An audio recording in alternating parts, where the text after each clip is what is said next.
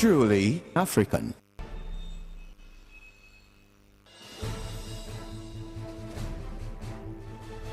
Hello, good evening. Welcome to the show. This is The Couch. My name is Amma Pratt. This evening, it's a Thursday edition of the show, so obviously a hard talk edition of the show. Last week, we had guests from the MPP side talking to us about the MPP's upcoming national, elections. DS, I think, concentrates on the national delegates. They've done the the regional ones. They've finished with their prelims, so to speak, and they're looking forward to the main thing, the one that actually elects the presidential. Tonight we are focusing on the NDC, and with the NDC, I think that it's time for the prelims, and I have been very graciously joined in the studio by some of the hopefuls, some of the faces that would hopefully lead the NDC in terms of its regional executive structure leading up to the upcoming election. So very interesting conversation ahead. If you're interested in governance in any way, shape or form in this country, this is a conversation for you. Stay with us to be right back.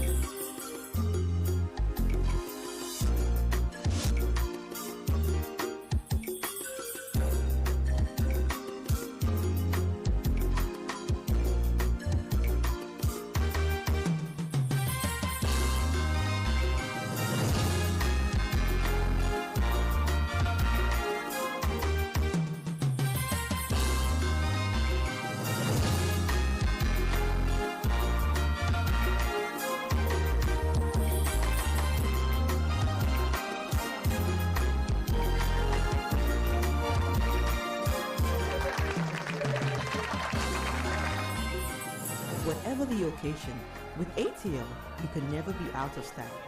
ATL, bringing fabric to life.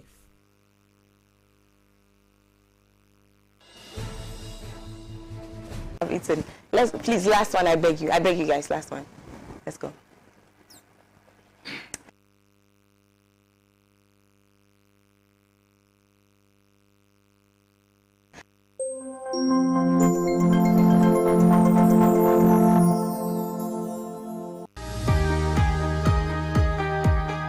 Welcome to Camp Trading and Farms Limited.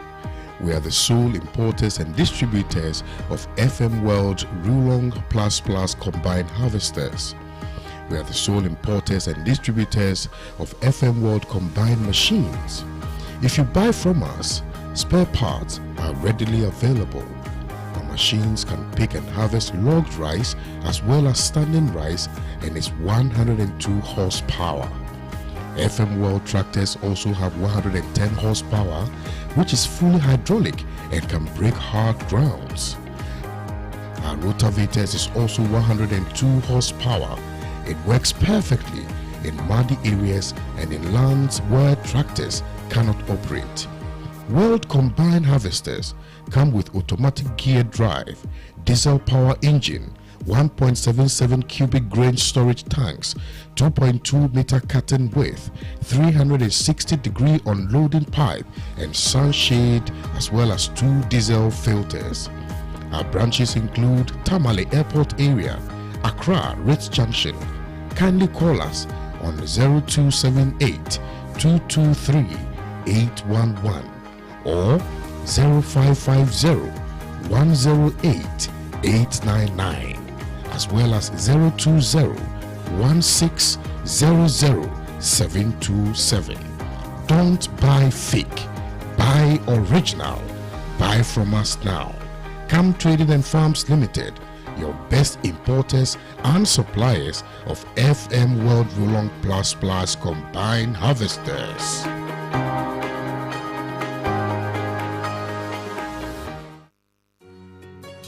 Welcome to Ridge Royal Hotel. Deputy Director of Election for Domekwa constituency, right? Yeah. You have that position. Yes. And now you are hoping to go for constituency organizer. The constituency organizer. Yeah. Wow. Wow. You are my friend on Facebook. Yes. That is the first time we are meeting. I think so. So lovely to meet you too. Thank you very much. Lovely to meet you too. Thank And you very now I get to my favorite part, the ladies. The ladies. I saved the best for last. I saved the best for last. Don't be surprised. Yes. I'm biased like that. So we have our ladies. I would start with Madam Helena in Nkrumah. You are contesting for the women organizer for Okaikwe South. Yeah, I'm currently the incumbent and contesting again. Nice. Nice to meet you. Thank you. Nice to meet you. And then we have Madam Vanessa Agbenafa. Yes. Also women organizer for Trobo constituency. You are now getting in. Nice to meet you. Nice to meet you. Nice to meet you. It's a pleasure meeting all of you. Pleasure meeting. Let me start with those who are already in the positions.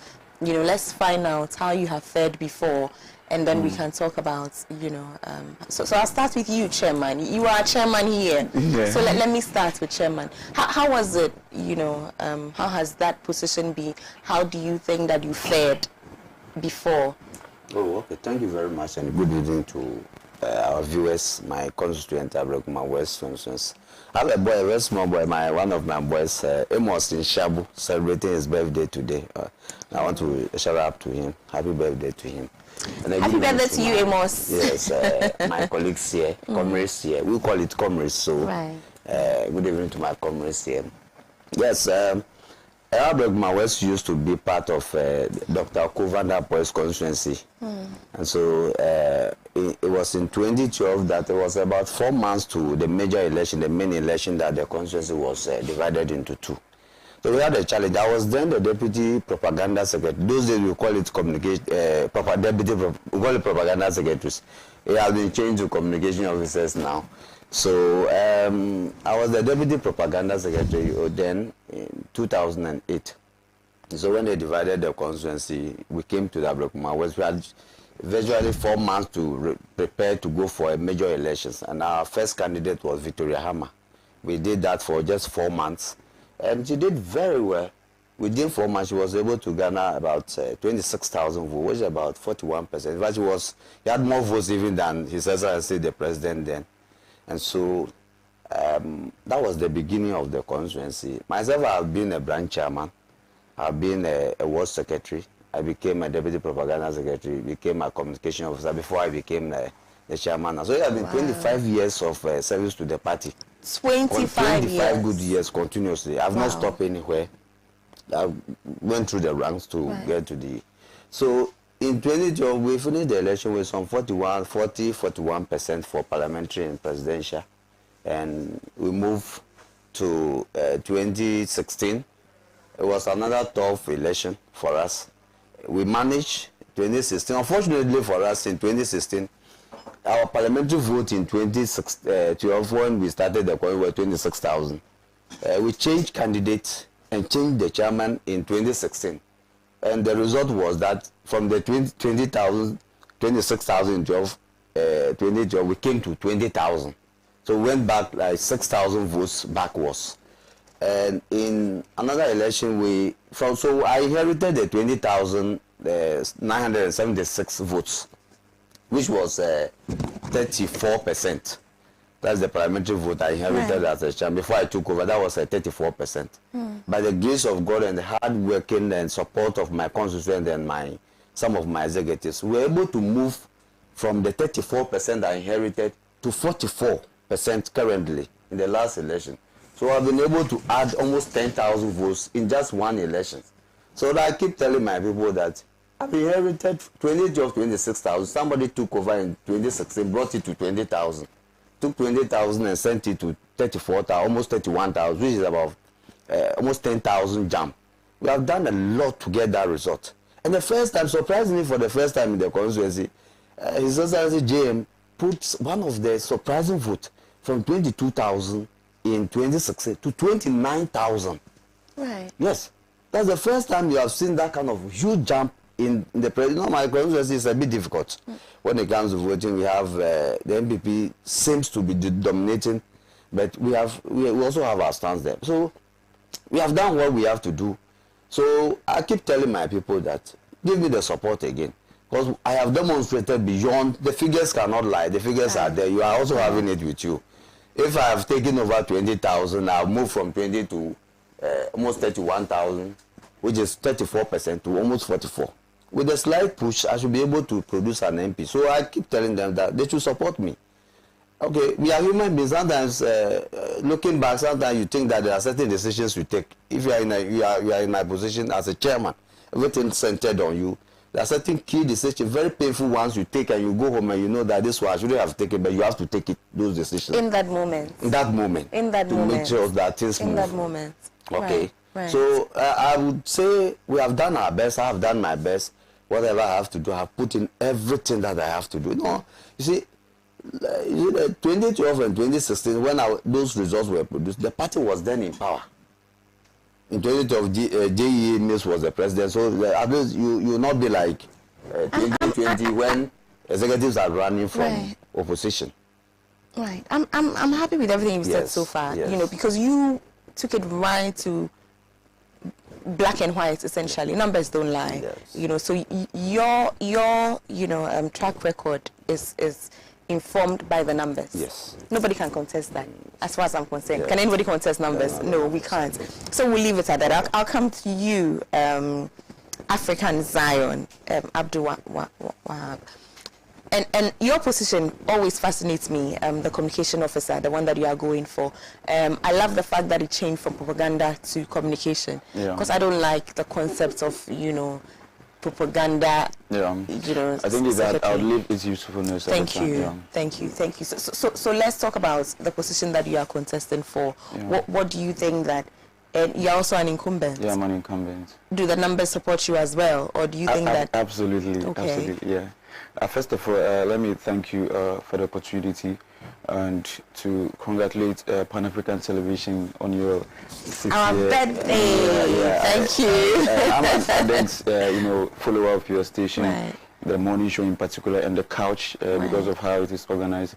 And don't worry, I understand. You like morning show, but it's okay. You go on. Yeah, because of my job, So, and also to take the opportunity to wish our motherland, happy Founders Day. Absolutely. Because like the program you organized yesterday, we only have one founder, and it is appropriate that at opportunities like that, we always organize programs as we did yesterday. Of course, as a party, I think we have stated on record, because, it is the NDC under during the Mills era that the birthday of Osajifo, Dr. Kwame Nkrumah, was appropriately, more befittingly set aside as a holiday. And we have indicated that we don't support the idea of, making it a Memorial Day or whatever they are currently calling it.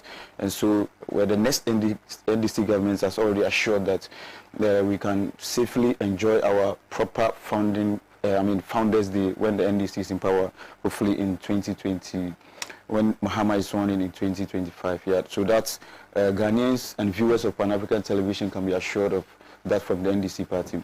That said, like you said, I thought that at the time that the name was changed from propaganda secretary to communication officer was appropriate, because over the years, I think our opponents have succeeded in making it look like everything propaganda is lies, even though, every politician one way or the other does propaganda, or everybody at all, even marketers basically do propaganda, because when the name used to be, propaganda and we had to defend it, we trace it to the history of, when it was used, and it was fit for the era, but at the time that it was changed, some of us thought that, it was necessary to reflect the times that we are in. So I agree with you on that. Even though some of our colleagues at the time didn't agree, they thought the name should have been maintained, but I'm part of those who thought that, no, it was time for it to be called appropriately so as communication officers, because that's what we do. We market the party, we sell the party at every opportunity, so it was just right that we call it as such. So basically, my stint with politics actively started when I was in secondary school. I think I was in Swedo Secondary School, to be precise, Swedo School, in 2004. I remember as a young guy, I was a polling agent on campus. I mean, on Swesco campus, we used to have, a polling station there. So I was the polling agent. Right. Yeah, I was the polling agent for the NDC parliamentary candidate then. That's Lawyer Eduyabua. He was the candidate then. And as a young guy, I remember having issues with some of my teachers because they didn't understand why a student at that time was, a polling agent for a part. And when you know the dynamics of our area, most of those teachers at that time predominantly were MPP, so I understand. But fortunately for me, I was a good student, so they couldn't use that to intimidate me in my class and stuff. So that was my first. So polling agents to what? I'm guessing that you grew. Yeah, that was in SS3. Right. So fast forward 2000. That is the SS3 2005. So fast forward, I got admission into the University of Ghana. That is 2006 to study political science and economics and mathematics. From there, straight away, I jumped into action. I was a member of the NDC team on campus, what we call Tertiary Educational Institute Network. It's very active now, thanks to our national youth organizer and some of his guys who are doing a good job. At our time, it was not as active as, we see today. So I was a member of, the team, and specifically, I became a branch secretary in 2007, the Commonwealth Hall. I was a member of, the Commonwealth Hall. I'm a proud vandal. I'm a proud vandal. So I was a branch secretary, and at the time, because in the university every year we normally roll over. The final year students will be graduating and stuff. So every year we have elections. So I think in 2008 I was also a chairman for the Commonwealth Hall branch of the NDC. At that time, all the traditional walls were, happened to be branched on or polling stations on their own. I want us to speed it up a little bit. Okay. Yeah. So let's say fast forward. Throughout my stay in the university, I've been holding executive position. And when I came back home after my national service, I came to be a branch executive at one of my polling stations in Agbenafa, Babiana. That's where my grandmother stays, Babiana, our family home. Right. So I was a branch secretary. You were elected as communications officer? Yeah, that is in 2014. But even before that, I was a constituency executive member. What we today call 8 others. That was my first things at the constituency. So I was a constituency executive member from 2014 to 2018.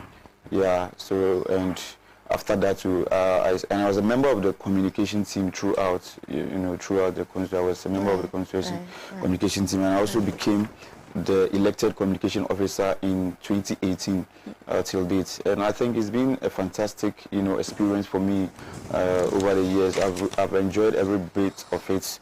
All the things associated with politics, the good, the bad, the ugly. I've seen it all, and I really enjoy it. I'm sure colleagues will have their own experiences about it. But we'll get there. Yeah. We'll get there.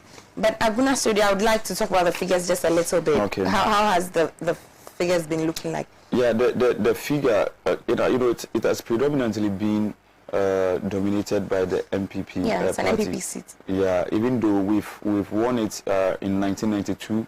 That is when the MPP, when they boycotted. At that time, in 1992, the elections were held separately. The presidential elections and the parliamentary elections were held separately. So after the presidential elections, they boycotted it. So the NDC, candidates won. And in 1996, the NDC also won it by Honorable Upon. That was in 92, was Honorable Bimpong. Now, fast forward, the MPP won it from, I think, for 3 terms, that is 12 years, by Honorable Samuel Obodai. And after that, in 2012, another NDC MP, lawyer Charles Obinkum, also won it. So it is fair to say that, when you look at, even though the presidential has been dominated by the MPP, but the parliamentary seats has been, has been shifting from one party to the other, depending on the dynamics on the ground. Anytime we win, then it means that there's acrimony in the MPP camp, and they want to boot out their candidates. So they normally openly vote skirt and blouse. And we nearly won it. I would want us to come back and look at what you are going to do differently this time, and why we should vote for you. Yeah. But you are saying essentially that this is an MPP seat. You do win sometimes the parliamentary seats. my question then obviously becomes, what are you going to do to change that around? But I want you to think about that. Okay. I'll come back to you. Let's come to you, Albert. Albert, you are graduating. It's like you are climbing the ladder.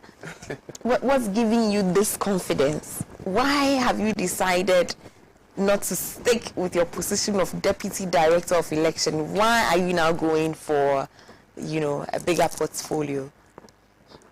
Well, a very good evening to yourself, and good evening to the good people of Nkrumah.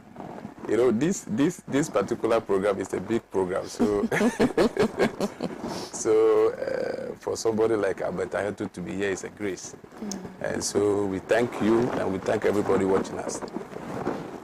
The decision to contest for constituency organizer, it is not a decision of Aheto. It is a decision of a collective people from Nkrumah. I believe in serving the people. And so once the people ask you to serve them in this capacity, I have no other option than to serve them. We were currently in Abokobi Madina constituency, and in 2004, that particular constituency was kept out from Madina constituency. I was at Abokobi stretch, so we were added to Nkrumah. And so then that is gone off. So now the Nkrumah constituency, it stretches all the way from Pokwasi area there down to Achimota area all the way. So we share a boundary with Okankwe North. I also West Wogo. Big constituency. Yeah, it's my West constituency. And in fact, that's my constituency. And in fact, it will interest you to know that when you go through the Abokobi stretch, you have to go through Ekwapim South and then go back again into Adenklebi to enter into the Nkrumah constituency again. So that's how big the constituency is. Currently, we have a voter population of 173,000 people, out of which the last election we managed to gain 52,000 plus. That is a leap of it's an NDC, 23,000 something votes. Yeah. I do not want to agree with that. But so far, they've been so far. Well, but I find it difficult to agree that it is MPP stronghold and all those. I find it very, very strong. It's their World Bank. It's the MPP's World Bank in Accra. Mami, to be honest with you, I find it very difficult to agree that Nkrumah constituency is MPP stronghold. I mean, well, with the figures, fine, they can say it, but when you come to the ground, I do not think things will support that. Particularly when you watch closely the 2020 elections. You recall Nkrumah has always been in the news. Yeah. The famous Supreme Court issue started from our constituency in 2012. And so after that, we did some few corrections. We brought in a new candidate, Honorable Nuruddin Mohammed. He had about 29,000 something. And after that, he decided not to go again. Another candidate came, Elipi Makurugo, in 2020. So we moved from 29,000 to 52,000. She did very well. We did very well. She did very well. Politics is about comradeship. I know, but I'm only voting for one person on the ballot. Unfortunately, I'm not voting for the whole team. Right? But at the end of the day, at the end of the day, it is a collective effort. You see, because somebody must paste the poster. The people who made chiefs don't look like chiefs. That is true. And so I want us to specifically agree that at least it's a collective effort. Yes. And that every single person who play a role in election 2020 deserve a credit. Absolutely. From those who paste posters, to those who give money, to those who give the advices, the strategies, to those who are on the ground, everything. Some of the people, even no food, they are on the ground making sure things are done. Election is a process, not an event. Oh, of course. This particular numbers that I'm mentioning to you now, Nkrumah is 173,000 voters. It is as a result of a hectic job our people did during the registration. So it is not only in the election, but this work actually started in the new voter registration. You see a number of people who discourage their people from traveling to their hometown to go and register. And that has been the norm in Nkrumah. And so election day... And I'm guessing that as Deputy Director of Election, these were some of the issues that really... Yes. Registration of the people, things like that. So why do you want to give it up? Why do you want to now organize? The NDC have a blueprint, or if you like, a constitution. Per our constitution, the organizer is a member of the election directorate. Okay. And so I am not leaving the election directorate completely. You're going to organize it. Yes, when voted for, it means that they are giving you more responsibility to organize and for that matter protect. What are your chances now? Very huge. Okay. Very huge. Particularly if it is the people who ask you to come and serve them. I think the people will do the needful at the end of the day. Absolutely. Okay, so now let me come to my ladies. Let me come to my ladies. Woohoo! Let me start with you, because you have already enjoyed that position already. How was that? How was it like being a woman organizer for the constituency? Okay, thank you very much for the opportunity given me.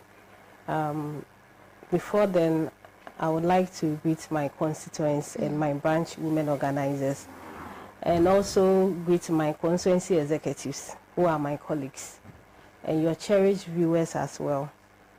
4 years down the lane, when I was contesting, I was 27 years then. Wow. Yeah, I was 27 years old. Wow.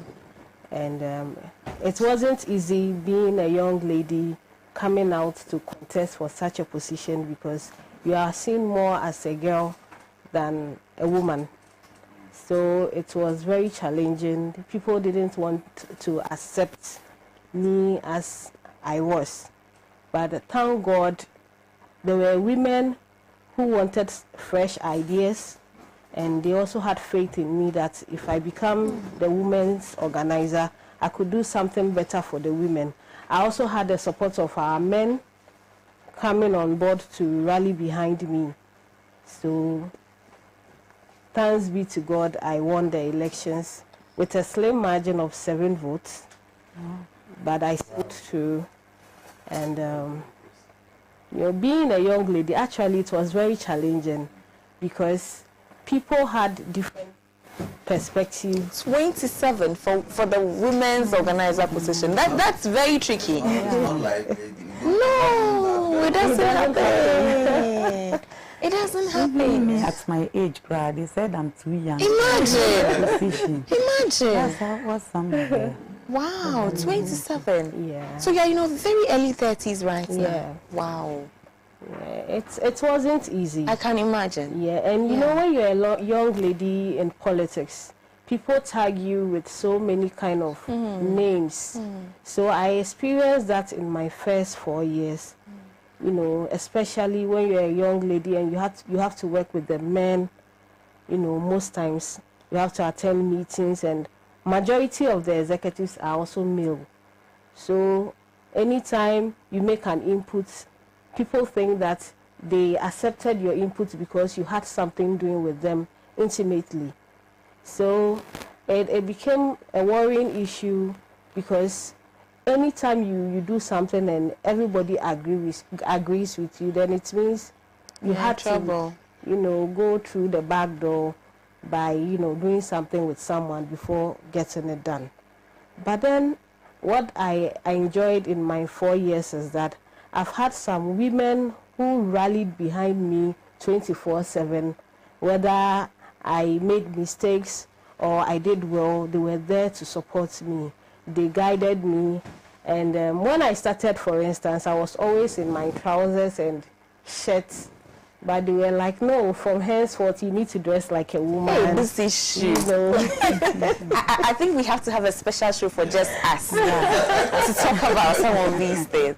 It's very important for just us. No. We will come back. Yeah. We'll leave them behind and come back and have that. It's important. But congratulations. Congratulations. I am so proud of the people of Okaikwe South constituency for daring to vote for you. Yeah. Everybody else I haven't endorsed though, by you, dear. Thank you. Absolutely. No, Let me add my voice. please. Absolutely. Absolutely. Yeah. In my position as a chairman, I understand some of the things she's talking about. It's not an easy thing. Like you said, a lot of tagging will come along with some of the things she's doing, especially with your age. See, we look at the women organizer position as reserved for the old ones, the aged ones.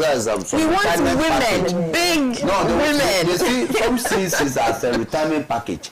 So they want 60 and 70 years. Well, that is women organizer. Right. You have to organize. So if you are bringing the women, you see, well, let me not go there before they say. We will go there. We like what you are saying. No, you see, it's time we change that mindset of thinking that.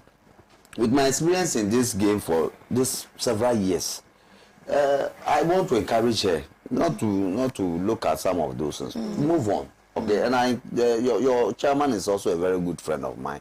Let's project people like this who are ready to do their part. If you go to NDC meeting, I keep telling my people, you go to NDC meetings. Sometimes you sit around, you see the age group. Sometimes, I'm not saying they're also not good, but sometimes you need the fresh one, the young fresh one. Ideas, new perspectives, new ways of doing things. So I congratulate you and add my words to it. I am not really surprised that 27 she became a constituency women organizer, because the NDC is a party that always is ready to give opportunity to the young youth. You know, just look at Sami JP, how old? 27, 28, a national communication officer. Sure. Look at my very good friend Edem Agbana. How old is Edem Agbana? And so when you are talking about the party that believe in the youth, the party that believe in the next generation, taking it over from now, you can go no further than the NDC. So I think it is an NDC issue, not really her, but I congratulate her. Hey, Albert is killing me.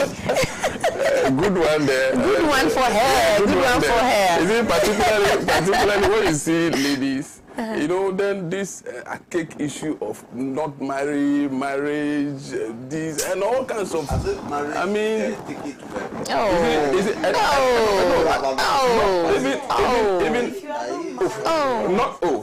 not even having issue, as if maybe it is your husband who will come and do the work. Meanwhile, you are elected on your merit. You know what I'm saying? You are elected on your merit. You've brought a very important. I now understand something. That's why people don't like it when you're not married, because they means there's no man to come and do it. That makes sense. No, but the issue here is that you are elected as a woman organizer, and the merit that people see in you, it is to organize the women. It is not your husband who come and organize the women. Absolutely not. And so I don't see. It's a societal issue. It's a conversation I am happy to have. Why is it that when a man is not married, nobody asks why he is not married? Exactly. Why? It's a challenge. I am not too happy the way they treat women, particularly in those angles. Right. I love women. I want to see women in position. Right. Particularly, one of the things that I want to see in the NDC is women becoming youth organizers. You see, when you talk about the youth organizer, people always think it's a preserve of some young men and all those things. It is not the case. The youth organizer position, it is a position for a category of age. And so you can be a lady and still organize. And still organize for the youth. I think that she's doing pretty well. Help me out, Ruth. Yes, Ruth is doing well. You see, again. That is how brilliant the NDC is. We put Ruth there. Ruth is doing well. And she should serve as a role model to those who are coming. Let's bring in another women's organizer. You see some few ladies who are branch here and there. No, your constituency is leading. Your parliamentary candidate is actually female, so your constituency is leading. We are good. You are leading. Let's bring you in. You are now trying to. And already you're facing the challenge of age.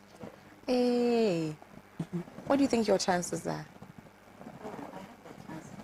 Right. The women are calling for change now. I joined the party since 96. That time I wasn't 18 years, but because of my height, I was able to vote during that time. And I was staying with my uncle, who is the police officer. So because of transfer and other things, I wasn't stationed at one place. So I joined the NDC in Amasama. It was formerly Amasama Trobo. And then before the 2012 election, it was carved off and it became Trobo, separate from Amasama. So I was a member then. And then during the 2018 registration, that was when I took up a position as the branch women organizer.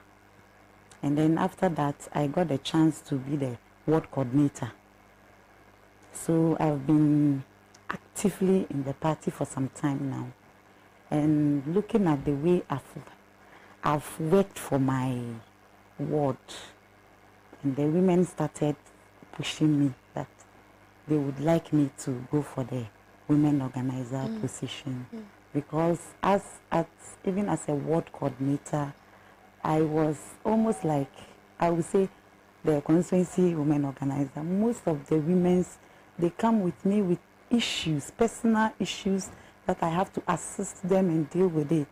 So through that, the desire to go for the women's organizer was born. Right. Yeah. Absolutely. Now that we are all here, I'm going to bring up in conversation regards the women's organizer position that I know is an uncomfortable conversation, but I'm craving your indulgence. Let's have it. I was privileged enough to experience the campaign last year, right? 4 years ago. Thank you. And the one thing that I did not like was the fact that, correct me, in my view, the women's organizer position had sort of been made like the domestic position, the caregiver position. So wherever we went, when it had to do with food, then we started looking for the women organizer. Water, women organizer, right? Things like that. And I was a little confused. I'm like, wait, is the women organizer the, what was the word? Is she welfare? Yeah. Is that a welfare position, or is that a position of organizing the women, which I think is like a critical part of what, because let's face it, and only because we are coming off of the back of Kwame Nkrumah's birthday yesterday. Kwame Nkrumah won power in Ghana consistently because of the Ghanaian woman, organization of women. So it's not a small position to joke with. These are the people that will determine whether the party wins or loses. In Ghana, the women are more than the men. Yes. If women decide to vote one way, that's where we are going, whether we like it or not. That's what it is. But correct me, from my experience, it looked as though that position was like a welfare position. And I'll come to you because you are actually a women's organizer. Why is this persisting? Okay. And what are you doing to change it? Okay, thank you for this question. Maybe using personal experience. I remember when we went to our National Delegates Conference, I faced similar, situation where some people were hungry and all they were thinking about is that where is the women organizer? She's supposed to be the one to go and fetch for food for us. And that was when I realized that people are having different perceptions about who becomes or who should a woman organizer be. We have social roles, we have our political roles, and one thing we should understand is that every women's organizer is a mother, and that position is there because they believe women are very, they have this kind of empathy, and because of the biological process we go through, having children and all that, we need to have that kind of love and care for people. So the welfare of our people should be part of our responsibilities. But there is more to being a women organizer. And it's not just about taking care of your people, as in serving them with food and water. It goes far beyond that. And it's all about orientation. I believe that there's more work to be done in ensuring that most of our women go through certain training to understand that the women organizer position is not about someone who always go and lobby for food or water or serve our people during programs. We need to make sure that our women at the branches are working effectively well for the party. Their job is to mobilize women and also make sure that women play an active role in politics in their various branches. If we are not having women who are politically inclined, then I think that the role of a women organizer is not needed there. We need to get more women to be actively involved in politics. That is why we are there as women organizers, to make sure that we are having such women in the grounds. It shouldn't be us alone, but we should mentor more people at the grounds to work for the party. That is what I think a women organizer should do. So what you are seeing is a really serious issue in all political parties. And I think that it starts with us as people to educate ourselves to get to know why you should be a woman organizer before even taking that position. If you have that mentality that a woman organizer should be a person who should only cater for party members by cooking during election time and then serving party agents, then you're not doing yourself any good then or the party any good. That is it. Because even on election day, our women have lots of roles to play on election day. It's not just about being in the kitchen. We need to move out there because anything that we say goes far. We understand people more better than the men. So whatever we say, people understand us even more better. We can win more votes for the party on election day than cooking in the kitchen to serve party agents. So women organizer position is really broad. Our work is even more than the men. That is what I think. Absolutely. So it's about the personal orientation. Right. Yeah. Right. I love it. I also want to add up to what she has said. You see, women organizer position now is like mobilizing people for funerals and then wedding. That is what I've observed. Welfare. Yes, welfare. We don't think about how to make good use of the women in the branches, educate them and then equip them to be independent. That is what I am calling for. Our women need to be equipped.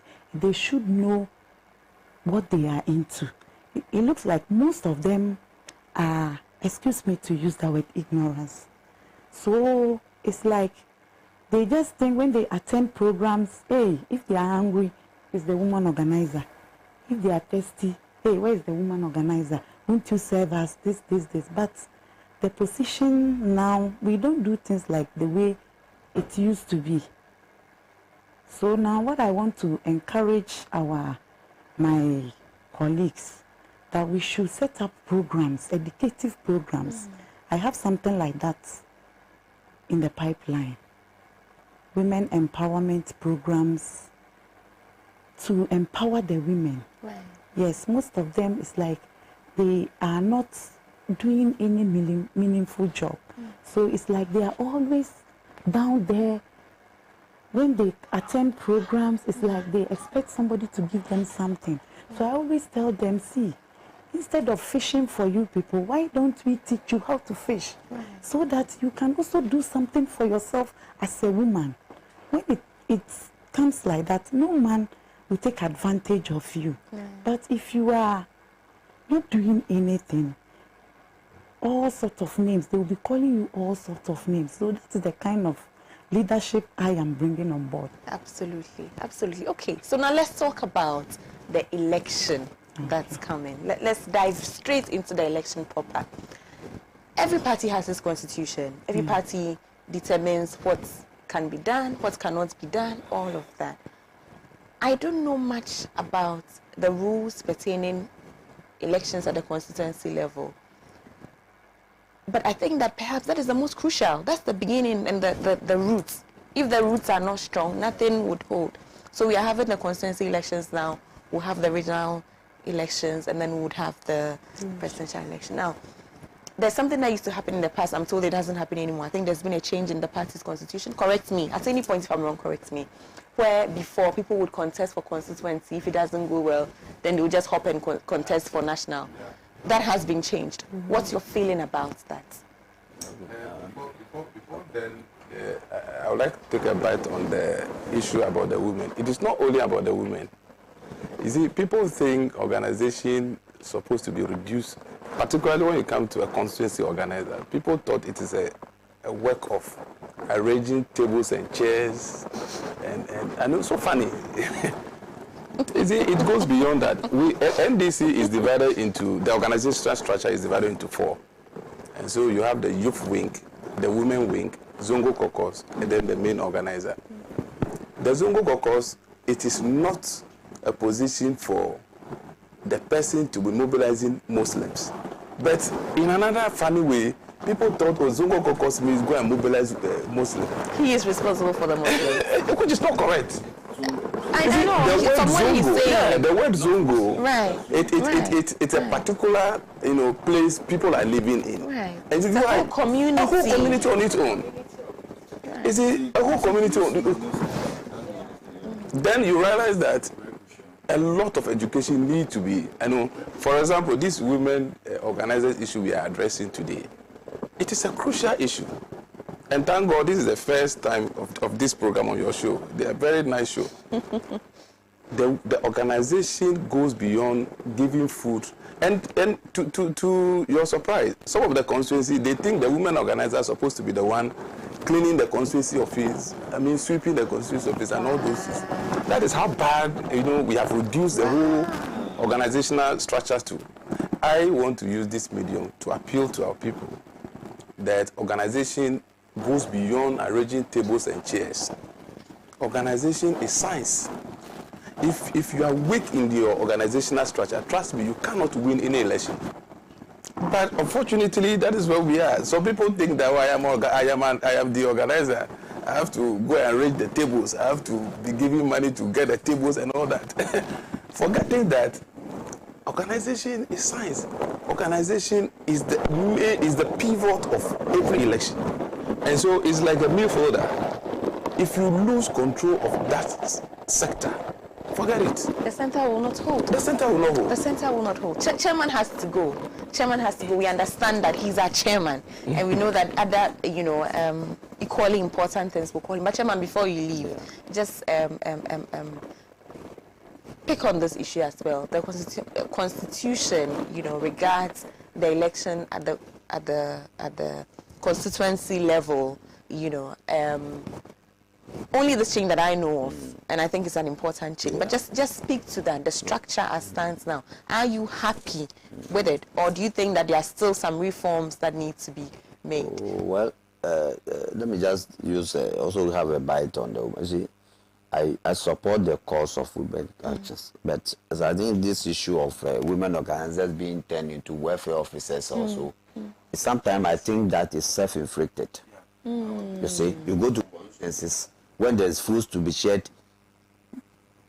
you give it to a man to go and share. The insult you will receive. So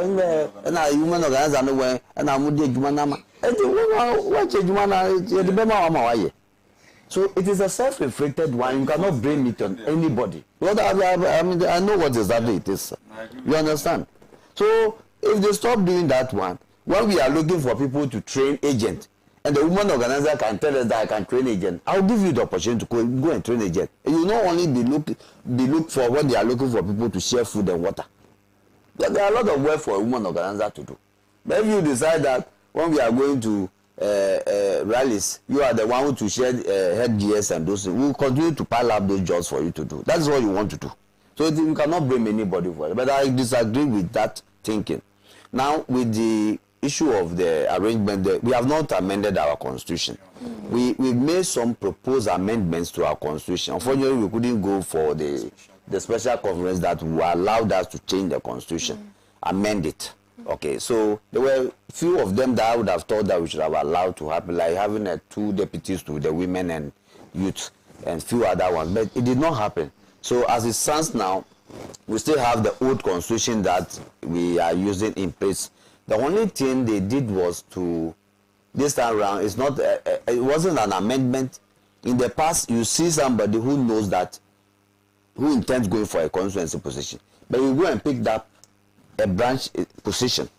Okay, so in my constituency, I told them that, why would you think, you know, you'll be going for a constituency position? Why worry yourself, go and pick up a branch position, then in a month? Well, we conducted branch election less than a month ago. Right. Now they are picking nomination for you. We are also going to pick nomination for. Well, for what is the purpose for that? Sometimes when it happens that we don't have time to put in place the right person, because with the election, you have the opportunity. It is an election, so 2 or 3 people can contest. Right. But when you vacate your post, it becomes by appointment. It is not appointment by the branch executive. It is no more by election anymore. The constitution of the NDC says that when there are vacancies at the branch level, it should be filled by the branch executives. So they can decide, 9 of them can decide and give it to one person. But if it were to be the other way around, it would have been an election where we would have gotten maybe a more qualified person to occupy that position. That is the disadvantage with it. So I'm happy when I heard the national issue that directive that now I've received a lot of resignation letters in my car. Wow. And I'm going to make sure that I fill all of them. You will not go back and take up your position. So that you come here, you take a position, you resign, you contest, if this one is not good, you go back and pick it. By the time you get back, there's no position for you again. Right. So and it's going to happen at region, national level, and I'm happy with this particular arrangement so that people will not be crisscrossing today, and then tomorrow is another position and all those things. It makes it cumbersome, doesn't it? Yes. You see. And so it's one of the welcoming news we have. Currently, we are all crisscrossing the constituencies trying to get endorsement for our nominations forms. We just this afternoon I read that they have done some extension. We are supposed to end the filing of nomination today. The picking of the nomination today is supposed to end today, but they have done some extension for some 2 additional days. It's a network issue. A lot of people are trying very hard to go through it, and it comes with money too. Of course. Because the process now they have designed will not allow you to move to any stage, another stage when you have not paid. So before you enter the system, you might have paid your 50 Ghana cedis. When you finish paying the 50 cedis, you might have paid for those who are endorsing, and even yourself, if you are owing. With those who are even contesting, it makes it even worse. You have to pay not less than 60 months dues, which is from 2018 to date, which is giving you almost 60 months. And we are paying 2 cedis currently. It gives you almost 120. Then you pick your form 50 cedis. Then you file. Chairmanship now is 600 cedis if you want to contest, and others are 50 and 400 and those things. But I think that it's okay. In the past, people just go pick up nomination forms, worry us, then at the end of the day say, I'm stepping down for somebody, political trips. Now go and pick up the form, pay your 600 cedis and step down. Maybe you have too much money, you don't know what to use it for. The party will not refund it to you. Right. And so I think that so far we are all going around taking endorsement for our positions, and so far it has been good. And I encourage that we can end up this process quickly. Because we are far behind time. I was about to say that we are really behind time. Yes, behind time. What's causing this? Do you know? The cause I can't tell, but all I know is that we are behind time. But you see, the last constituency executive were elected in June 2018. Right. So by law, our tenure has ended in June this year. The branches were in April. So their tenure has also ended last April. So I have not seen any extension by national to allow us to be in position, but we are all there now, illegally or so legally. And we are still working. Somebody must do the work, so we are still doing it. But before I end up, my sister raised an issue. There are certain positions in the NDC that for several years now, you don't get women occupying it. All they do is women organizer. Sometimes you get treasurer. A ward coordinatorship position. On the reason, my constituency, I'm happy and I want to appreciate them. Madam Sadia Tuyumba also, Sadia, okay? She's also a ward coordinator, which is a position most women would not like they go take. Wow, there is so one for a top position. Yes, it's a good position. And then I have one, Madam Mrs. Eva Awafu. Yes, she's also a ward coordinator for one of my ward, Mansalo. Sadia is in Agege Mampos, and then we have Stella also at Befe.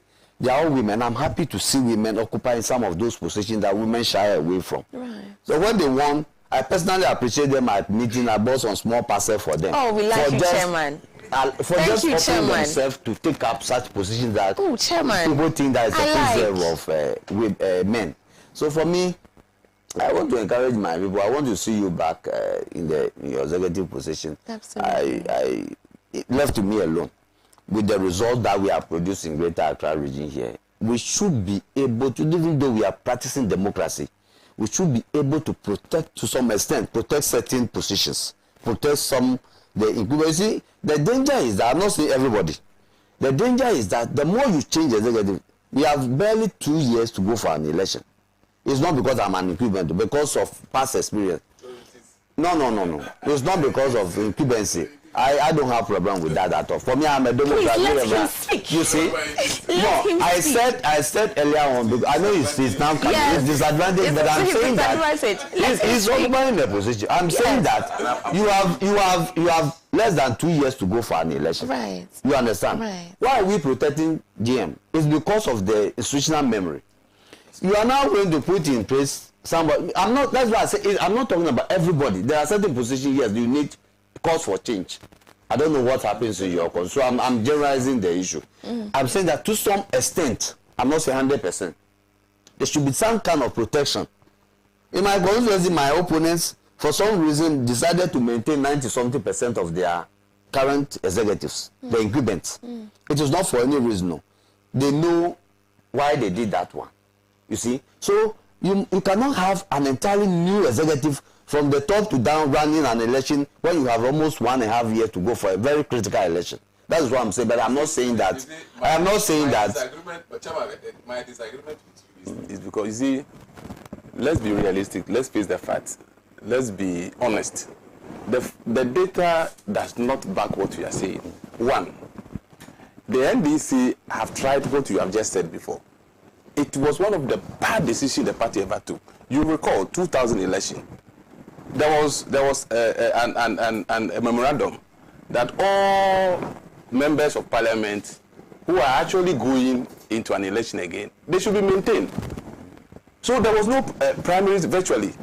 Even those who went to primaries and lost, they brought them on board. I don't know. You recall that it didn't help the party. We lost the 2000 election miserably due to that.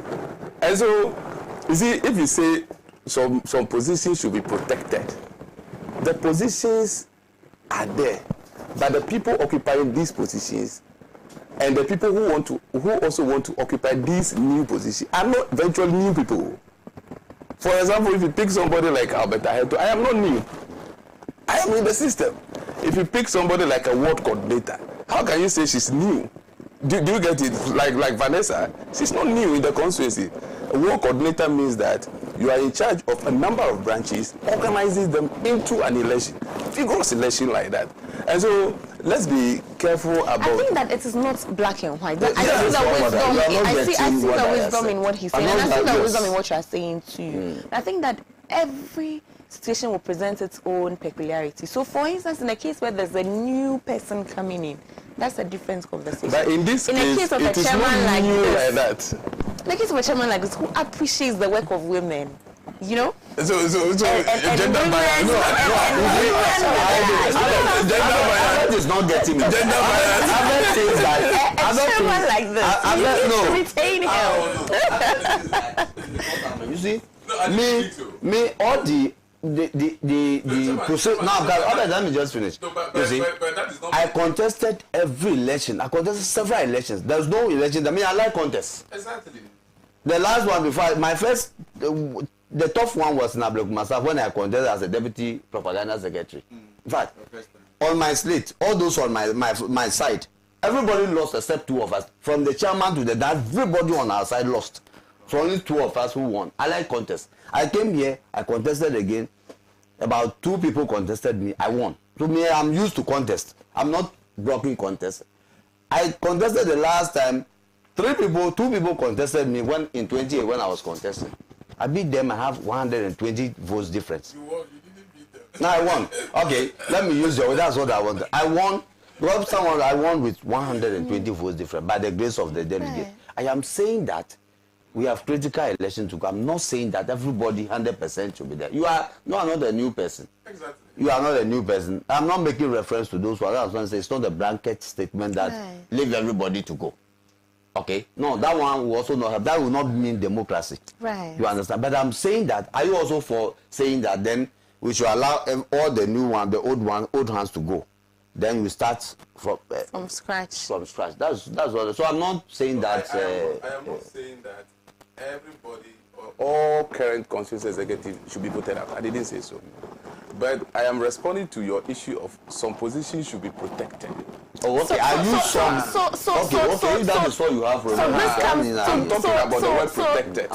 So this comes back to the issue of strategy. Yes. Right? Yes. Because it's a critical election. Yes. It's critical for the NDC. Yes. You know, it's a very critical election for the NDC. I dare say that if this election doesn't go well, it's going to be a big blow even to the membership. Exactly, I think so. This is a very critical one for the NDC. So in going into a battle like that, there needs to be some laid down strategy that we are going into the election with. Is it for the first time? And that's why perhaps I'm swayed towards. Is it for the first time? For the first time in the history of the NDC, this very election, particularly the internal election, this is one of the best elections ever in the history of the NDC. The 2021. No. I'm talking about the branch election, constituency elections. Look, we have followed a lot of NDC internal elections. At some point, the way some of these constituency executives even pick form, you know. Sometimes you go to the office, they will tell you that the form is finished. But for the first time in the history of our party, forms are available online. Go and pick it. You cannot hijack any form. You cannot hijack anything. No, Chama, you agree with me? Oh, yeah, a lot of holding that. Yes. Of course. Well, so you see, this gives room for a lot of us, a lot of the branch executives to now speak true to their words. Because sometimes, you know, people hold the forms. Then at the end of the day, instead of 5 people contesting for a particular position, they hold the form, find a way to give it to only 2 persons. So the branch executives have no other option than to select out of these 2. Probably these 2 might not be their favorite at all. But they have no other option because these are the people who pick form, file, and then going for the contest. So I want to thank the national executives, the regional executive, FEC, and all those who took these decisions that, look, the party is going through serious stretches.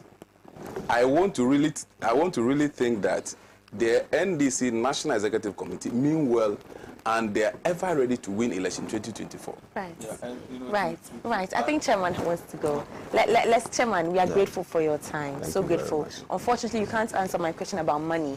You know, the influence about money. You know, influence about money. Yeah, influence of money in this election. You know, because we are concerned about the monetization of our elections across board. Yes. And I'm concerned and curious. You think that it should not be encouraged? I think it should not be encouraged. I'm wondering if it's an issue. But if they are contestant, ask them whether when you want people to endorse your fund. When we talk about monetization of politics, I don't know there's how people look at it.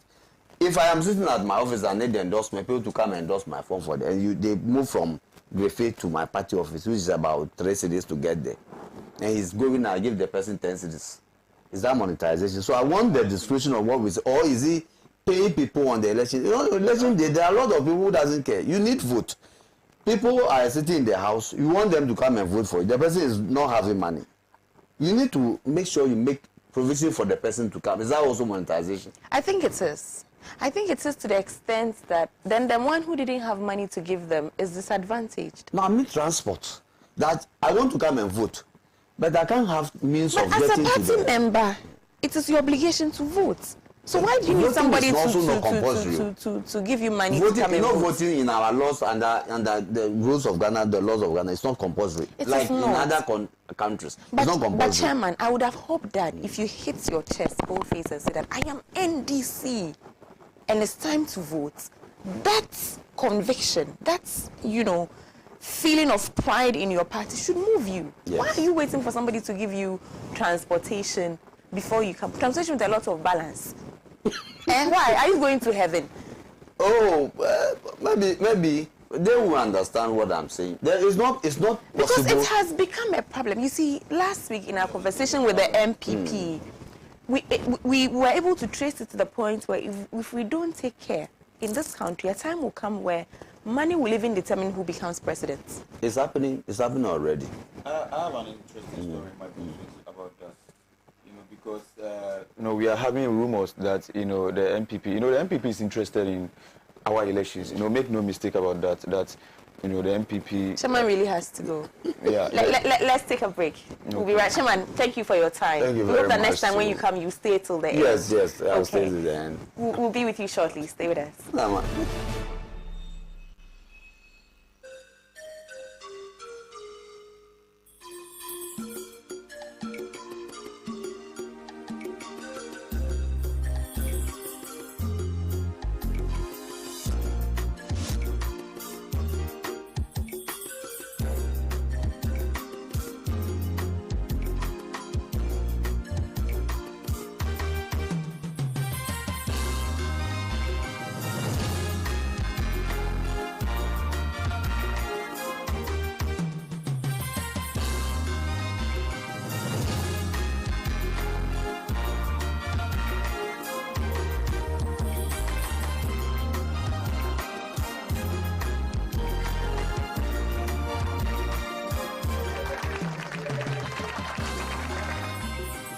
Whatever the occasion, with ATL, you can never be out of style. ATL, bringing fabric to life.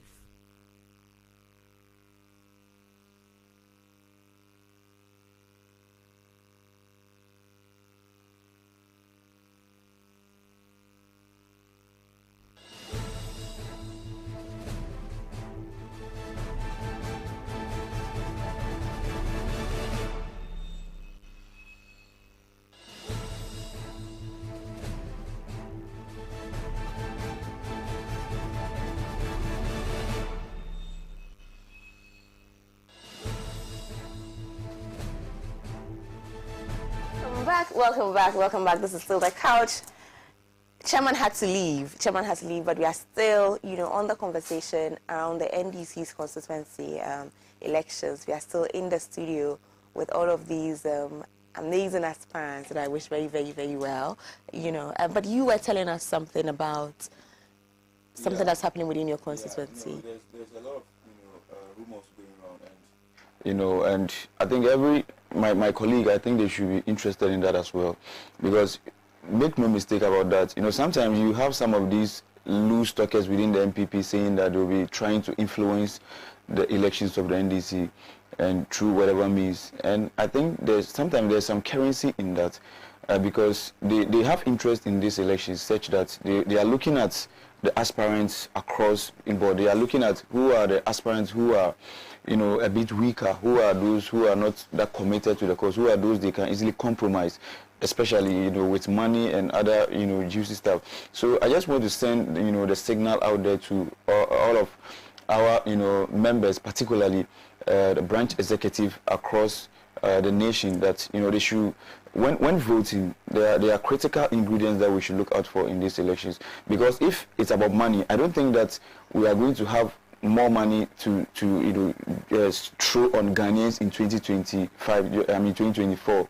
Definitely, as an incumbent government, they will have a lot of money. So if money is going to be the determinant about who becomes the constituency executive or regional executive or national executive, then we might as well forget it. Right. We might as well forget, winning 2024 elections, because it's obvious that the NPP are going to dole out more cash, more freebies and more cash. So we should start, with our homes. That we should look out for candidates who have shown, courage, who have shown commitment, who have shown loyalty, unquestionable loyalty over the years, and then vote for them. I mean, it is very, very important, because the stakes will be higher in 2024 when we look at the kind of atrocities, the unprecedented violence that happened during the 2020 elections. There were a lot of our executives who didn't show face. I mean, they were hiding. So we should look out for those executives who, when it was tougher, would offer themselves up. they were able to put themselves on the line. I think those are the kind of executives that we need to elect. Other than that, if we are motivated more by money in our election, then we might as well forget the 2024 elections. It must be tough. Yeah. It must be tough gathering money for this kind of. I mean, giving everybody transport. Hey, you have to give everybody money, transport on the day of the election. Give people food. Do you feel that people will not vote for you if you don't give them money? It depends. Yeah. It depends. If you know you really work, but you cannot also do the campaign without money at all. You can give money, but it should be in moderation, because some of the delegates, they are willing to work with you, vote for you, but they don't have the means to the voting grounds. So at least you should encourage them with something. It shouldn't be in the excess that it will be too much. Somebody will give 500 each candidate, 600 each delegate. How many delegates? No, it varies from constituency to the but on the average. My constituency, when you talk about the women's wing, right now I have 239 women so organizers. 500 times 239. Yeah. That's how much? That's a lot of money. But you see, this money is politics. Oh, okay. I'm not saying that is what is happening in my constituency. The regional and the national election, those are the places that we see those things. But even at the constituency, it happens. Constituency, okay, I've not witnessed the constituency election in that manner. Okay. My constituency like this, the last 4 years, I have 239. 39. I'm just trying to calibrate the numbers. It's important. Yeah. 239 times. Please go on. You tell us. A mathematician will tell us. Do an election without money. Right. The money there we cannot do with it. And there are some people. The funny aspect also is the people that demand money. It will surprise you that they are the people that will not vote for you. Yes, most of the people that will demand mamiska, they are the people that will not vote for you. But those that don't ask for anything, they love you genuinely and they know you can do the work. So they will vote for you at any cost. So I would like to advise my fellow colleagues that in as much as we will be putting in something small, it should be in moderation, because charity begins at home, and then we should be the change we want to see. Most of the time I speak against the monetization because it's becoming too much. As you said, it will get to a time, no matter how good you are, if you are not resourceful, you cannot go for any election, which is not good for enough, the country and the party as well. Absolutely, I agree with you. I agree with you. Monetization and its related issues, it's a very complex area. If you are a politician, when it comes to this area, it's a bit complex, very difficult to discuss. But to start with, if somebody comes to you that I'm filling a form for you, give me transport to go around the constituency and fill a form for you, I do not necessarily see it to be monetization. Because you come to my constituency, Dominic, a big constituency, cutting all the way from Pokwasi, St. John's, come down to Ayawaso West Wagon area here, all the way to Teman, Abukubi, straight to Adenklebi. You know, it's big. But is it sometimes, for example, in my case now, currently as I'm contesting now, a lot of people just came to me, Albert, give me your form, let me go to this place. And nobody's taking any money. Genuinely, people love you. You know, most often than not, the time that we experience these issues of monetization and all those things, that is the time people are trying to impose themselves onto the people. Yeah. And so if genuinely you have worked with the people, you are with them, they knew what you have done, they know what you can do, genuinely they will just come to you. So look, sometimes we are human beings, and people are giving you all kinds of support, they are doing everything for you. So once in a while you say, oh no, I think today you people you've done well. Come, let me get you some one coke. Those things I do not want to think it is monetization. One coke is enough. Come to my house. Let me cook some jollof. Yeah. Let me cook some jollof I do not for you. think it is supposed to be part of the monetization that we are talking about. There's a situation where people will be giving like the 500 that my brother is talking about. I cannot give 500 cedis. People are giving appliances. Because look, mommy, my constituency, I have a delegate of 3,200 plus. Wow. Yeah. 3,200 plus. So I cannot give 500 cedis per delegate. I can't. Wow. It will break our calculator. Yes. Yes. Maybe that one you can't put it on the calculator. 3,200 over. Wow. 3,000 plus. So for you to give 500 cedis per, you cannot, even 100 cedis you cannot give. But the point is, we should at all time know that at this critical time, these are the people that we need, not the money. Money always fails us because the money will come, the highest bidder wins. At the end of the day, no job done. Right. And so as much as we are discouraging, we are not encouraging monetization of politics, it does not also mean that if people are doing good, you do not have to appreciate them. You need to appreciate people who are doing good. Not with money. Well, we need to appreciate them. Not with money. Not with money. Not with money. How are you faring? I mean, oh, sorry. I mean, for a 20, now you're in your 30s, right?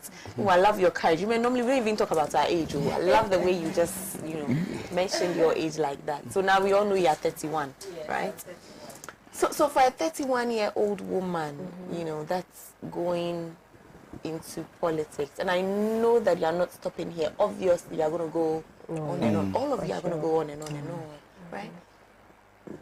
What does this mean for you, this monetization thing? It means that as you are working, you should be putting some susu box somewhere and packing the money.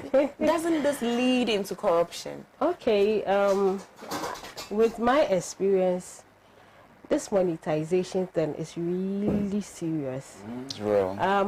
It's normal for you to go into an election having a budget to work with, because definitely you have people working with you. They'll leave their job. You have to print t-shirts. Yeah, they'll leave their job, everything to go around with credits. you. need to feed them. You need to at least motivate them, because they are sacrificing everything just to rally behind you. Yes, on election day, people would leave their jobs to come and vote for you. There are people who are in very serious situations where maybe because of TNT, they wouldn't be able to make it. In such circumstances, it's definitely part of your arrangement to make sure that they come and vote. It is part of every election process, so it is normal. But in a situation where there are people who have interest or keen interest in the election, they don't care about how long you've worked for the party and what role you played in the constituency or all the resources you have put in the constituency. They just want you out because they have, personal issues with you. In that circumstance, all they can do is to just buy votes. So if they are using all strategies possible to get you out and it's not working, then it means that they need to pay people to vote against you. I'm also going through the same situation in my constituency, where our delegates are being promised that when you vote and take a picture, you'll be given 500 cedis. Really? Yes, as evidence. How many delegates? We are 197 delegates. Wow. So it's something that is going on. I have witnessed this where our women are organized. People are talking to them that if they vote against me and vote for the person's preferred candidate, he or she will be given that amount. So, and I will say that I'm grateful to our discerning delegates. Most of them have seen the work I have done in the constituency, and they don't want that kind of ADD preco. Say because someone wants to give them money today, they will forget the good works I have started. So it's there. Some people are really buying into that 500 Ghana cedis thing, and they are not looking at what you have to offer for the women. So it's going on. It's really serious. And I can tell you, most of my colleagues who are contesting women organizer again are going through a lot of emotional and psychological trauma because of this. People are going for loans because they need to satisfy delegates because their opponents are using money to buy votes. You have to up your game. That is it.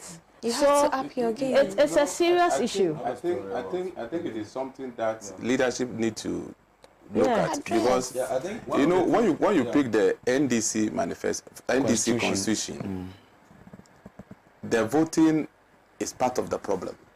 The delegates. No, I'm talking about the how they constitute the voting patterns and all those. That's the delegates. Yes. The delegates for the women and the youth. For example, if you pick the women youth elections, it is an election on its own. In this case, if you have a constituency like Dominic, my constituency, with a branch of 356 branches, it means that you need only one person from each branch to vote for them. So that makes it a game of number, which can be easily bought. But all other positions, apart from the youth and the women wing, all other positions, you need 9 delegates from each branch times the 356 to vote for you. Can you buy these people with the 500? Is it so? We can just identify them and then absolutely. Give them so, for example, the women wing, if you have 197, right? Yeah. If you have 197, you are able to buy, let's say, 110 candidates. You have won an election. We are done. And you sit there, nothing is done. I do not want to see NDC, or if you like political parties. It is a job of service. If you have to buy somebody before you serve the person, we are in trouble. Exactly. We are in trouble. How do I buy you before I serve you? We are in trouble. That is why I am very happy about what is happening in my constituency, Dominic. A lot of the people are calling me, look, Albert, what do you want? Endorsement of form, come, let me do it for you. So as I speak to you now, a lot of people are on the ground. I mean, doing the endorsement for me and all this for free. You see, it is only good that when some of these things happen, you also do not take advantage of, let me just go. At least, once a while, look, you've done well. Take this as a showing token. Appreciation. Stop showing appreciation. We cannot stop appreciating.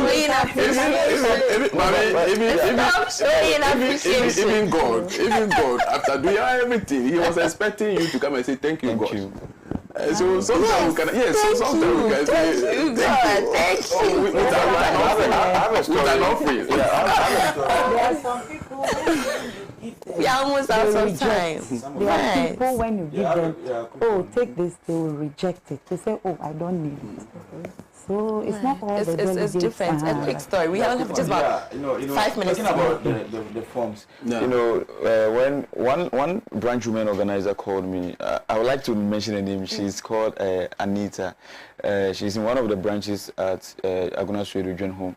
And she told me that, Zion, I'm not going to take any money from you. I'm going to vote for you. I'm going to campaign for you. And it's because I like the work you are doing over the years.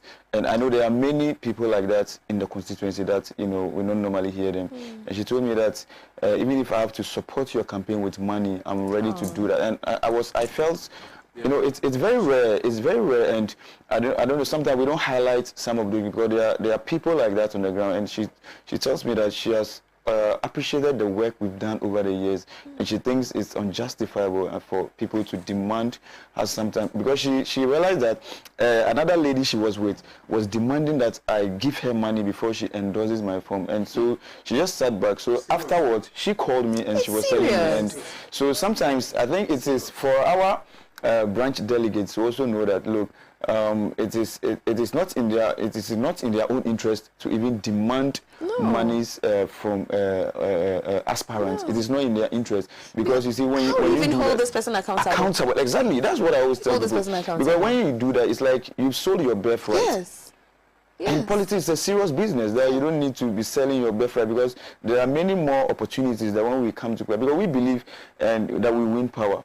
And when you win power, the women organizers... That was going to be my last question. Question. So let's assume that all of you win. Let's assume, right? Let's assume that all of you win. And God, we look like winners. So we are Right. How are you going to make sure that your individual visions and your collective vision as a political party is achieved? ultimately is for John Dramani Mahama to become president come 2024. No? Yeah. That's the He's our presumptive candidate, so it's fair to say that. So how are you going to work?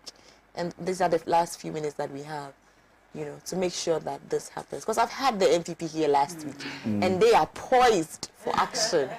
How poised for action are you? Ladies first. Though we know 2024 victory is really assured, but we need to understand that we can't win elections without women, and women have a major role to play. And it all boils down to making sure that we have more women participating actively in politics.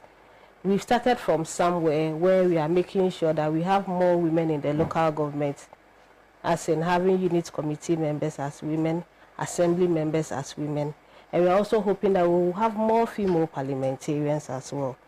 And in doing that, we need to push our women to take up positions, not only for women organizer, but communication. We need to have women secretaries, women chairpersons, to speak to issues of the women and are vulnerable in society. This is the only way we can have more women and our young people, and also our fathers, our boyfriends and husbands, you know, also voting for our party. So we all have a role to play, and that is to empower women. And there's this saying that when you educate a man, you educate an individual. But when you educate a woman, you educate a whole nation. So in winning 2024 elections, we need to empower our women. Absolutely. We need to be resourced. We need to be skilled. It's not just about talking, but we need to be trained as well. And I believe that if everything is put in place fairly, that every resource is allocated to women as well, 50-50, not what we saw in 2020, I believe that we'll be winning these elections. Yes, Thank you. Vanessa. Thank you. Even though 2024 victory is assured, there's a saying that better things come to those who work for it. Yeah. We cannot sit down and say, oh, 2024, that was what we did 2020, even though we really worked, but it was snatched from our hands. So what I would like to encourage our women to really be in position. And if by the grace of God, if I'm able to win this constituency women organizer position, I intend organizing programs to equip the women. So I have a bread factory that I'm putting together when I'm able to come to power to employ my women organizers and also get stands at the various wards to engage them to have something doing. When they have something doing and you call them to come and work for the party, they come out willingly because they have something doing. But in a situation whereby the person is struggling, even 3 square meals a day is a problem, and then you call the person, oh, let's go and work. She's hungry, she's hungry, she cannot come. So I am really interested in empowering our women. God being so good, as I said earlier on, we don't do things like we used to do. Now we have branch executives, women organizers that are lawyers. I have women organizers that are medical doctors in my constituency, teachers and other big people in my constituency. So I believe when I put these ideas before them, they will support me to push our women for the 2024 election. Correct one there. Come in, African Zion. Yeah, like you said, you said last week you had the MPP here and they were sure about, it's not about what the MPP or just what the NDC, but it's about what the Ghanaian feel. And if they are mistaken, just like, the president loosely said the other time that he's going to hand over to the MPP. I think some of those, the president can be sparing Ghanaian those irresponsible statements because we don't expect that from an outgoing president telling out an authority that you are going to hand over a reckless statement. But if that is what is going into their head, that the foul means that they used in winning the election in 2024 is going to be tolerated, they should forget it, because the resistance that the Ghanaian people, not just the NDC, are going to put up in 2024 will be something we've never seen before. At least I've seen how Ghanaians resisted, and we won the 2008 elections, because then it was the MPP that was in power. So I know what I'm talking about when I tell them they should forget it, because you cannot win election when you are putting Ghanaians through this unprecedented level of corruption, hardship, family and friends, government, and all the negatives. Now they're talking about corruption, the public purse that the president promised us that he was going to protect. We cannot even find it. Where are the jobs that they promised the good people of Ghana? Where are the jobs? It hurts, because at the point they even mentioned that they were going to import people from outside the country. Today, even NAPCO students are home. Nursing students cannot even get jobs. Teachers, doctors, everybody cannot get jobs. Even the MPP cannot get jobs. How do you win power on the basis of this? Because you think you can, use the security and other, criminal elements in the security to do that. I just think they should forget it. I mean, when they try anything, quote unquote, stupid this time around, I think Ghana will not contain us, and I don't think we need to get to that level. So the president should respect himself, and when we win, the Ghanaian people decide in a certain way, he shouldn't dare, because we know what happened in 2008 when he was a candidate. It took Kufuor to tell him that, look, you've lost it, and so because I'm in the same party, I'm not going to do anything to, and so we have that history at the back of our mind, and we know that knowing the kind of, poor leadership and the lawlessness that has, engulfed the Ghanaian people over the years, the president is likely to behave in a very silly manner, and I think the people who matter should begin to rein him in, that he shouldn't dare that. Ghana is too big. So for you, it's the situation of the Ghanaian that will determine the Absolutely, absolutely. Okay. Well, Mommy, I have friends in your constituency. Yes, but this is a very, very... 2024 election is going to be a very crucial election. It is an election which has never happened before, because we are talking about a former president coming in for the second time. And so he would like to prove a point that, look, I was not treated fairly. All those things they said about me are lies. These are the truths. These are my achievements based on this. Compared to the 8-year achievement of the MPP, you also have a situation where we are dealing with a bunch of reckless people who are good at just spending money. A typical example is a director of port is being paid for no work done. Qatar port. Where is the port? No port. I visited Qatar myself. Can you believe it is just a container that they put there, and the whole place is wheat?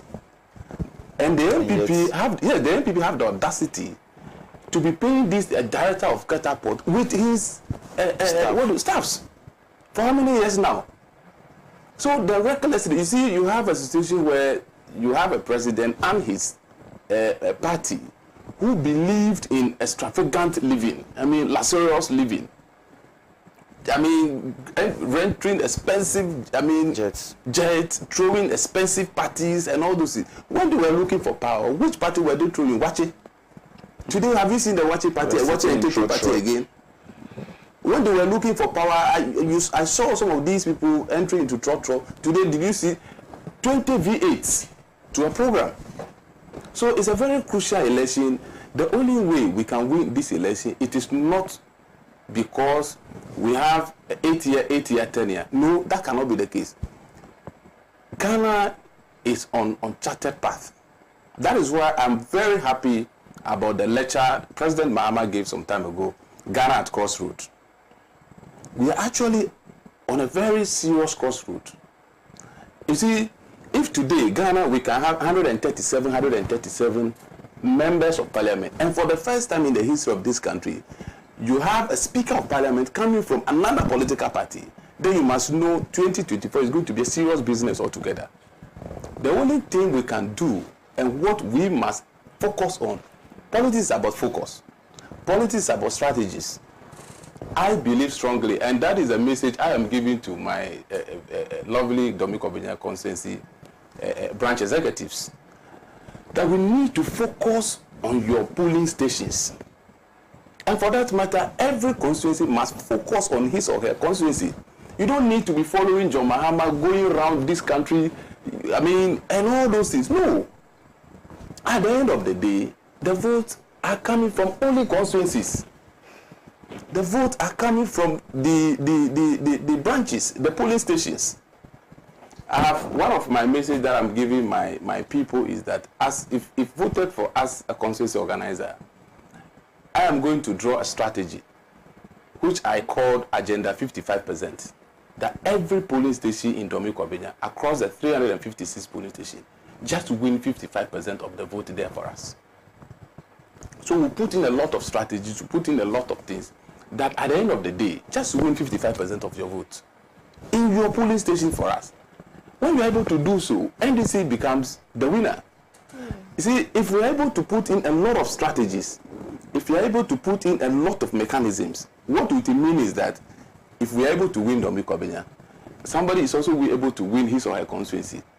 At the end of the day, the NDC becomes victorious. Don't forget, this 137 parliament, if care is not taken, it can also become like, oh, we are here before. Oh, it doesn't matter. But it matters. Because the way the NDC is like graciously say, oh, because of a state, we need to build a country and all those. The NPP, as we know them, they are very dangerous. They will not allow NDC to operate if a similar situation happens. They will not. And so we cannot, I mean, leave this election on a silver platter of this is my friend, or this is my brother, or this is my tribe mate. And so let me vote for the person to become a constituency executive, or let me vote for... No. I am appealing passionately to our delegates, that they should look for the competence. Irrespective of... You do not need to be friends to work. All that you need is, can this person deliver? If it is yes, give the person the nod. So that at the end of the day, this crucial election 2024, I have told a lot of people that I've met already, I've told them, I'm going to work with the branches. And if you work really in your branches, whether educated or not educated, you'll be rewarded in 2024. That father for all things, it is a no-no. Yeah. Thank you so much. Thank you so much. I will start with you, Abdul-Wahab, African Zion. You have moved through the ranks from polling agent to branch secretary, executive member, communications officer, Aguna Swedro. Aguna West. Aguna West. Aguna Swedro. Forgive me. No, Aguna West. I just left out the west of my paper. Okay. Aguna West Swedro. Aguna West Swedro. And you are hoping to be retained in that position. Wish you all the best. Thank you very much. Wish you all the best. We also have Vanessa Agbenafa, who has also gone through, the ranks. Actually was a ward coordinator. I understand it's a position that women normally don't go for, but you are brave enough. We were 2 women. Imagine. Out of 14. Wow. And now you want to go for a women organizer position. Wish you all the best. Thank you very much. Wish you all the best. Wish you all the best. Also, Aheto, you are, a champion crusader of Pan-African TV. Yeah. I see all your attacks. We are grateful. Yeah. We are grateful. Keep watching us. Keep promoting our shows. Yeah. We appreciate that. But you used to be Deputy Director of Election in Dominic, and now you are hoping to be constituency organizer of the wish you all the best. I told I have a lot of friends in the constituency. Yes. The constituency is my home. That's a lot of friends. We are inviting you to come and work with us so that we can take this reckless government out of power, so that we can have something good. Our rules. It's terrible. We have to have that conversation. It's terrible. Domi is another conversation. No, Domi is a special case. Domi is a serious case. You are there. Thank you very much for having us. At least I'm grateful. This is the first time on your show you are having this program. And we happen to be your first guest. Yes. First guest. So this is a very serious program. I see this program as a very serious because these chairs are for big people. Hey, constituency organizer, that's a big position. That's a big position. Also, we have Helena Nkrumah, women's organizer, Okaikwe South constituency. I mean, current and hoping to be elected again. Re-elected. And I have to say that I'm so biased towards the women. So biased towards the women. Yeah. So biased towards them. And particularly you excite me the fact that you are so young. I've been saying this, so young. Of course, Madame is young. She actually, the two of you. No, but thank you so much, and thank you for making time to be here to have this conversation. All the best once again. Thank you. Hopefully we'll come back. Probably we'll come back for after the elections. And then how we are preparing for election 2024, how we can win it. We'll come back to have that conversation. Absolutely. Thank you, all of you. Thank you so much. Thank you for watching. So we would be having a lot more, of all of the hopefuls, hopefully, here to also share what their personal visions are for their constituency and ultimately for the main elections. I hope you enjoyed this as much as I did. I really did enjoy myself. Have a lovely evening. I will see you tomorrow. Bye.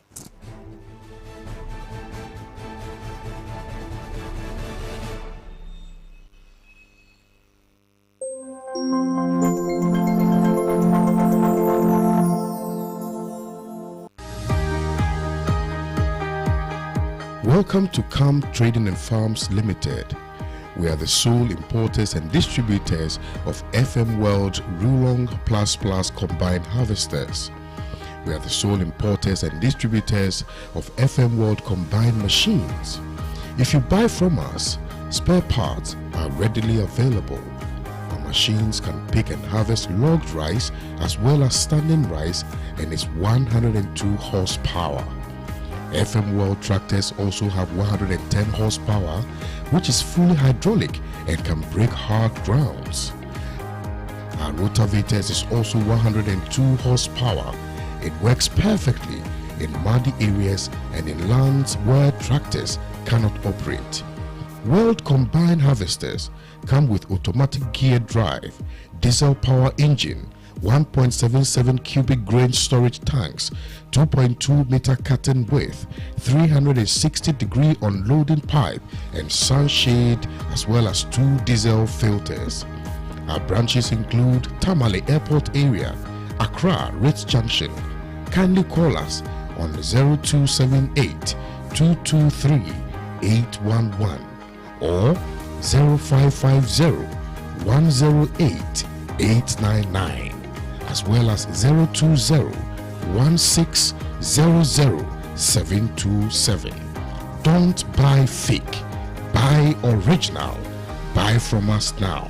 Come Trading and Farms Limited, your best importers and suppliers of FM World Rulong Plus combined harvesters.